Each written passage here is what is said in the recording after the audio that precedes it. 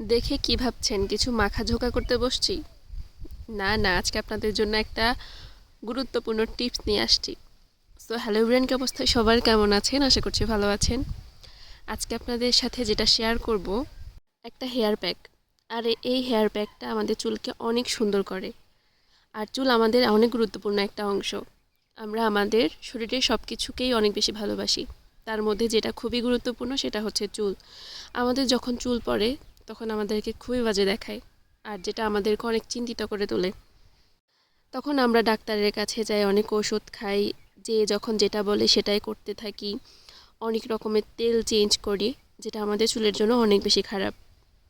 আমরা মানুষের থেকে প্রশংসা পেতে অনেক বেশি পছন্দ করি। যখন আমাদের শরীরের কোনো অংশ নিয়ে মানুষ বলে তোমার চুল সুন্দর বা তোমার হাত সুন্দর, তোমার চোখ সুন্দর, তখন আমরা অনেক বেশি খুশি হই।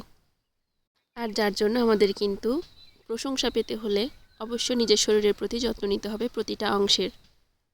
আর চুলের সৌন্দর্যের মাধ্যমে কিন্তু আমাদের দ্বিগুণ সৌন্দর্য বেড়ে ওঠে। আর তার জন্য আমাদেরকে অবশ্যই চুলের যত্ন নিতে হবে। তো যাই হোক, আমি যেটা করেছি, প্রথমে দেখতে পেরেছেন আমি কিন্তু আগের দিন মেথি ভিজিয়ে রেখেছিলাম। তখন রাত 10টা বাজছিল।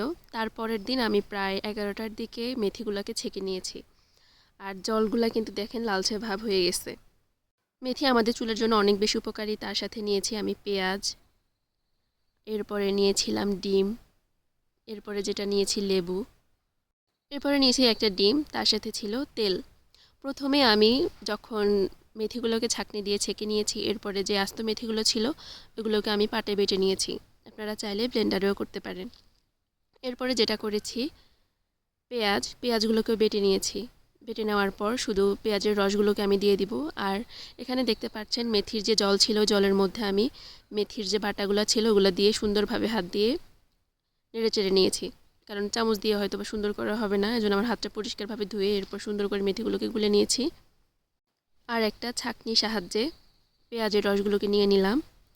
এরপরে যেটা দিয়ে দিলাম একটা ডিম। এখানে আমি ছোট্ট একটা ডিম নিয়েছি, এটা কোয়েল পাখির ডিম ছিল। এরপরে দিয়ে দিলাম লেবু আর তেল।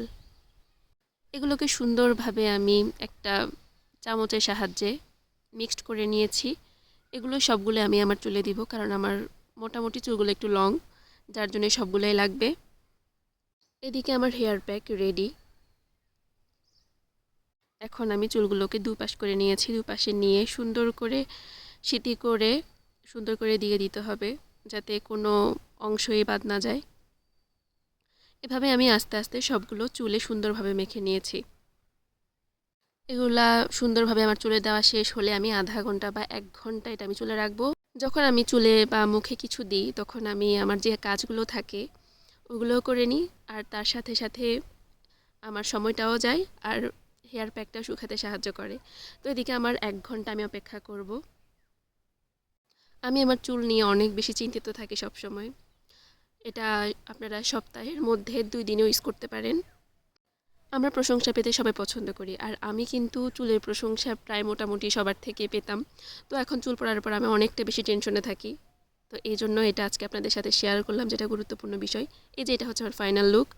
আমি 1 ঘন্টা পর শ্যাম্পু করে নিলাম। শ্যাম্পু করার পর আমার চুল এখন কি সিল্কি ভাব দিছে দেখেন।